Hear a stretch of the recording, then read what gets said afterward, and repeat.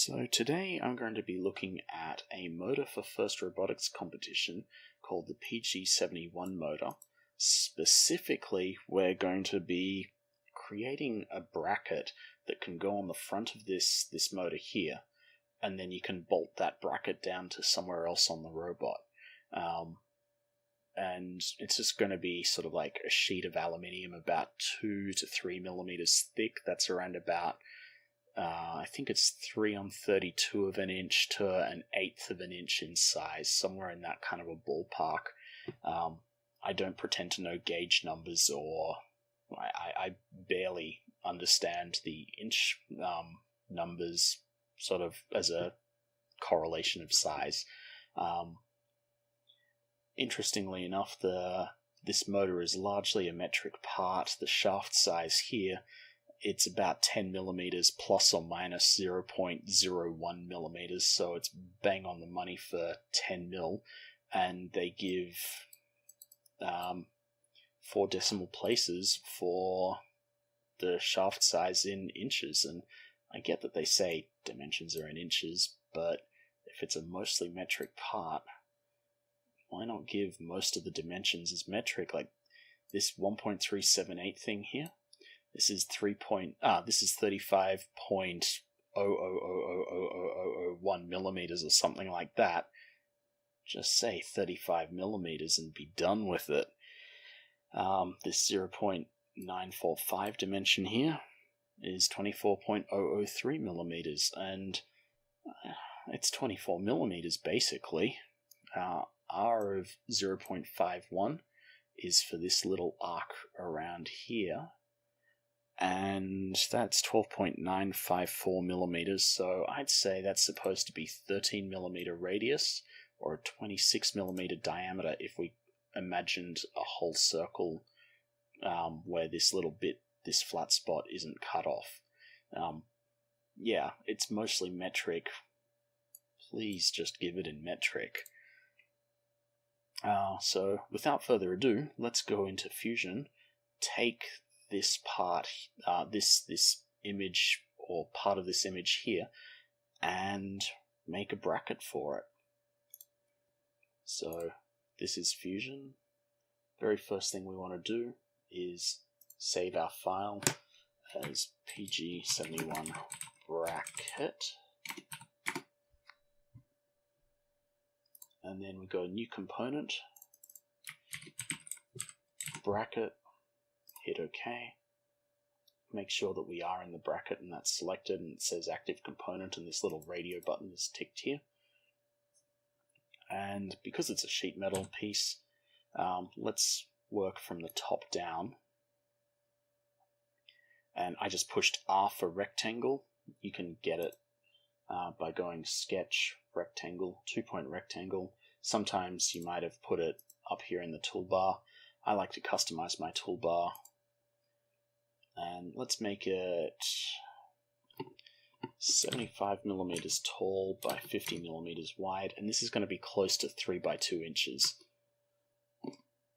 So we've now got this sketch, and it's made up of 4 lines. Each line is connected to each other, and it forms what's called a closed loop. The loop is an important thing to have closed off whenever doing a sketch, because it allows you to select this, and I'm just going to change the view to a sort of an isometric view here.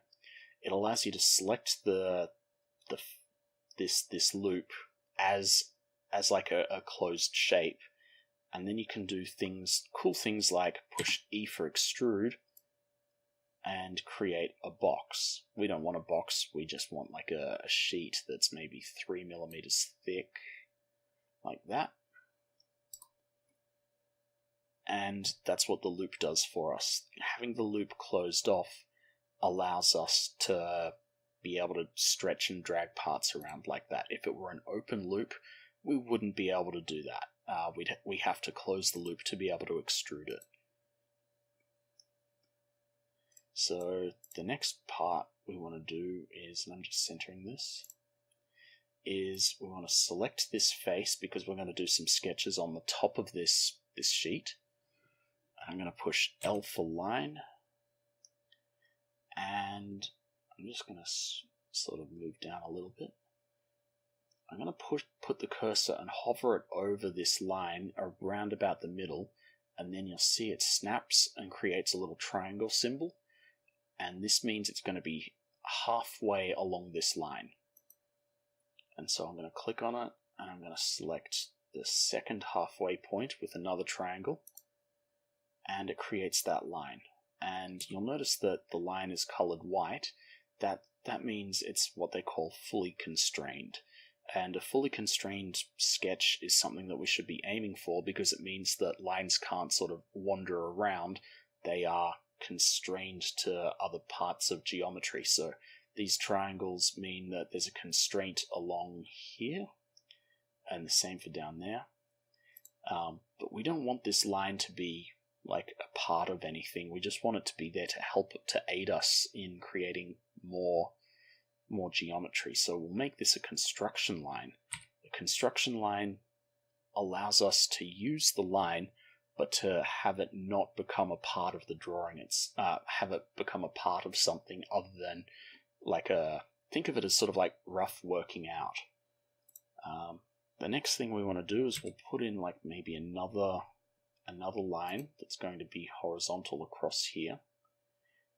And you can see there's another constraint that appeared, and it's this little right angle symbol. If I move it further down, the right angle symbol goes away. If I approach it, it comes back. Now, this line is in purple. It's not constrained.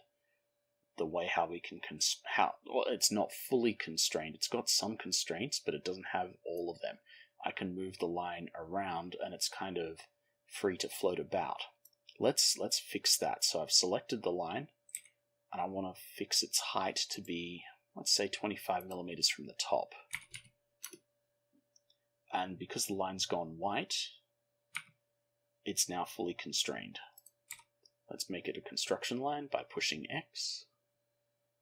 And the next thing we should probably consider doing is putting in the locating circle here. And it's not really a circle, it's sort of like two arcs, one arc here on the right, and a flat on the top, another arc, and then another flat there like that. So we want to put that in, and it's an R of just over ½ an inch. The numbers before mean it's probably about 13 millimeter radius. So let's put that in as a 13 millimeter. Let's sketch a circle. It's going to be 13 millimeters, but it'll be a construction line. Now we've got a center constraint here because we're on the center line for this horizontal line. So put that in, and we'll say 26 millimeters. It's already fully constrained. We can't adjust its size anymore, and we can't move it about because it's stuck to this point. Let's make it a construction line. And now we want to put in two lines that are not construction lines for the flats across the top. So let's put in one there. Let's put in one here.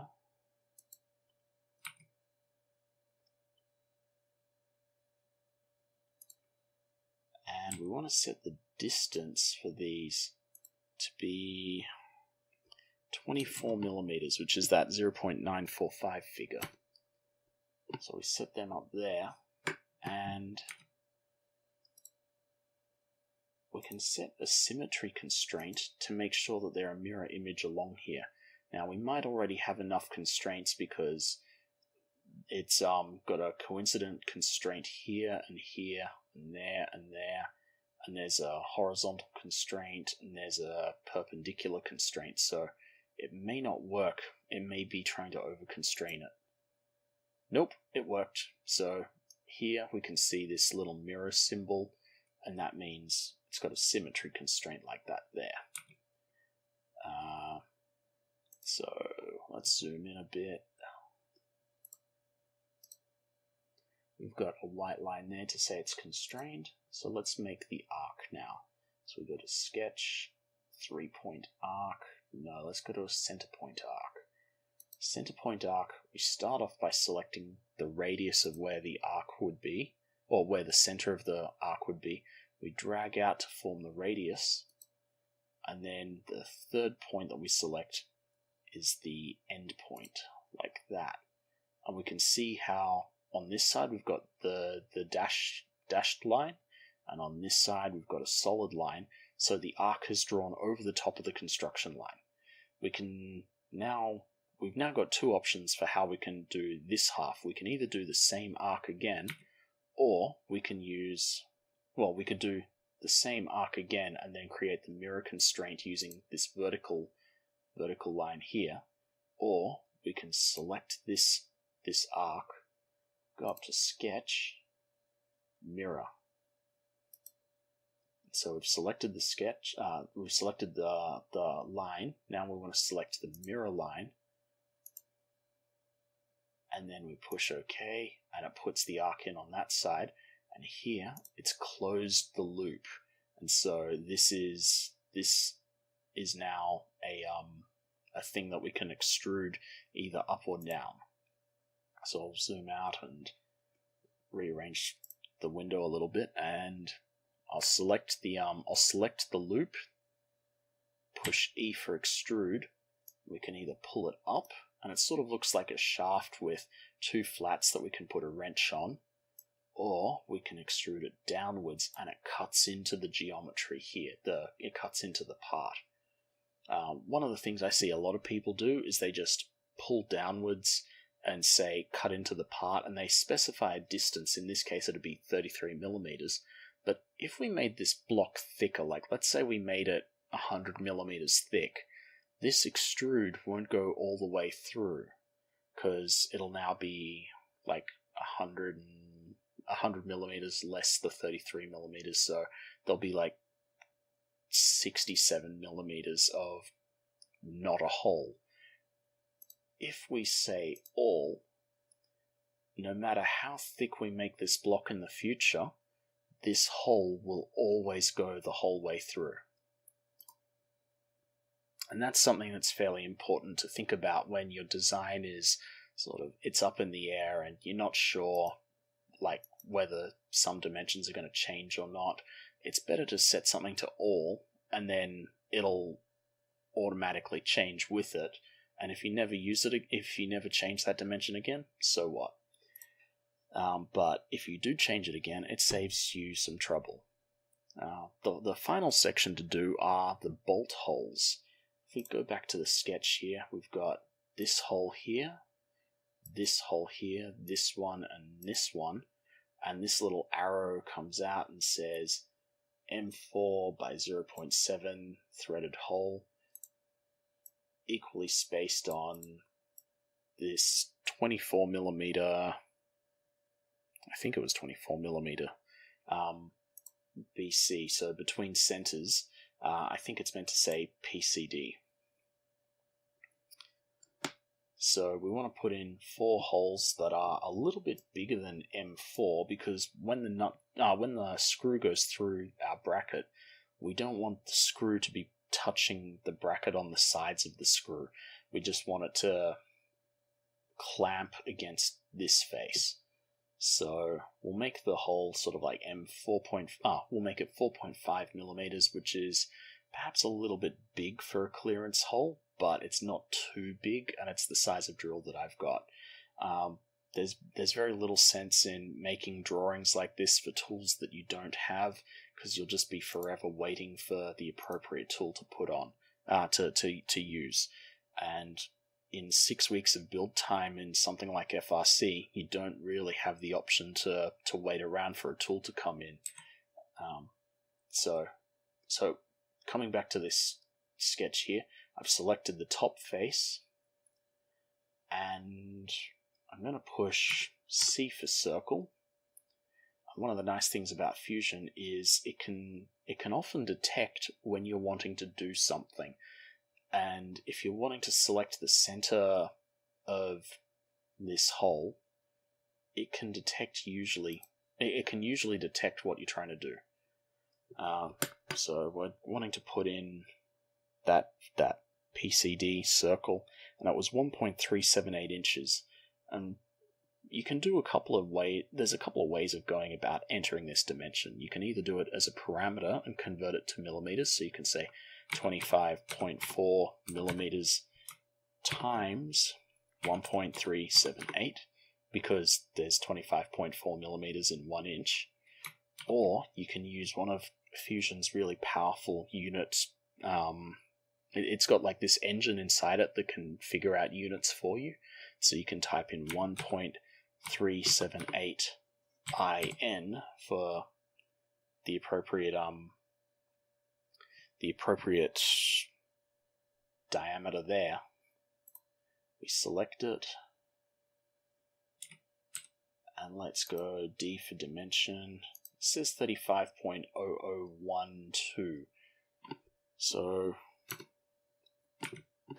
why don't we just say 35 millimeters? Now, this circle doesn't actually exist in real life. It's an imaginary circle, so it'll be a construction line. And now we want to put in 4 holes that are going to be sort of like about here, one down here, and then another one over here somewhere. When we put a hole in a part in Fusion, it's usually nice to put it in on a point on a sketch. So we create our point, and now I push escape, and one of the things that we can do is we can say, I want to create a circular pattern, meaning I want to create this point and I want to repeat it around this circle. But hold on, there's one small problem. We haven't constrained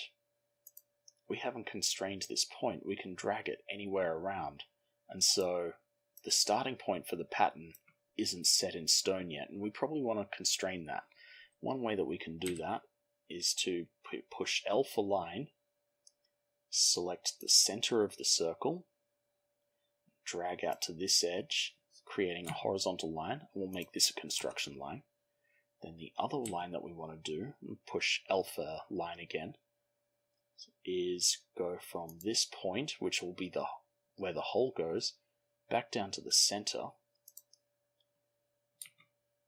And this isn't constrained because it's in purple, and we can verify that by just dragging it around.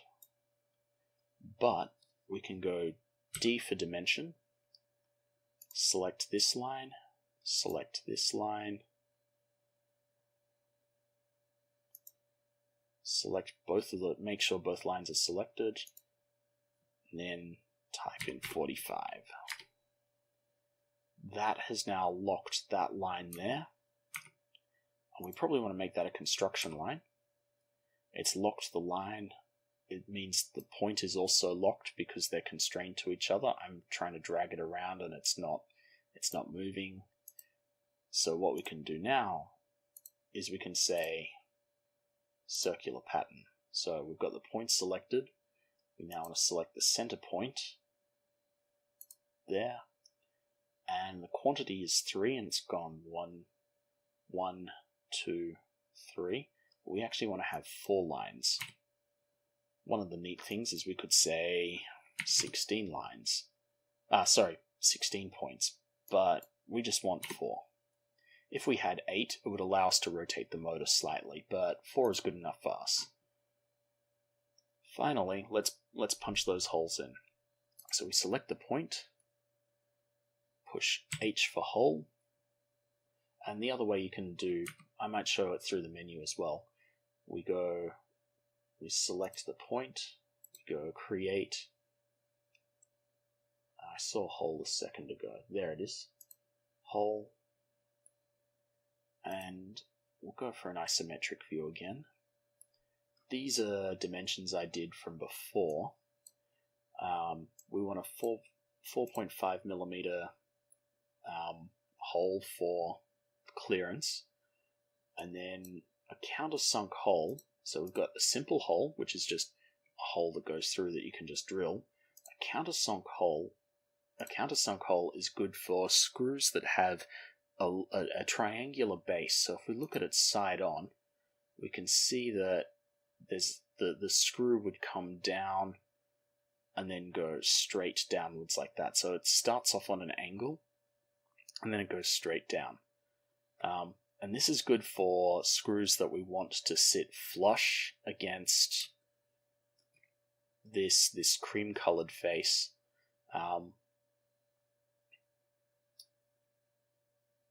Or if we set it just a little bit bigger than, if we make the countersink diameter just a little bit bigger, like if we say 8 millimeters, then the screw will sit lower down into this part, and so the screw won't, if we have a big pulley attached to the motor, the head of the screw won't interfere with it. The depth of this, we probably want this to go the whole way through, so let's say all. And once again, by choosing all, it doesn't matter if we make this block really thick in the future.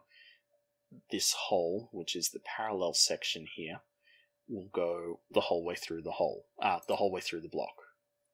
So we'll select that, and when we choose placement, we want to choose from sketch, and then pick these additional points here, like that, and choose OK.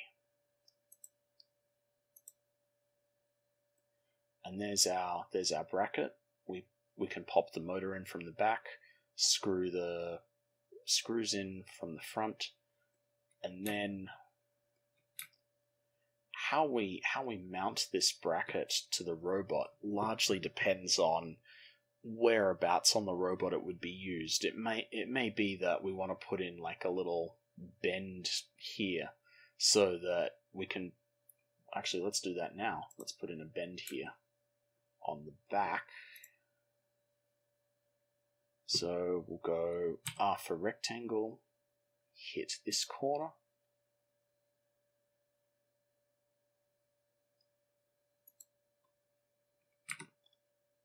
and we'll select we'll make this 3 millimeters thick, and then we'll extrude it outwards, let's say 40 millimeters. So what we've done here is we've created a bracket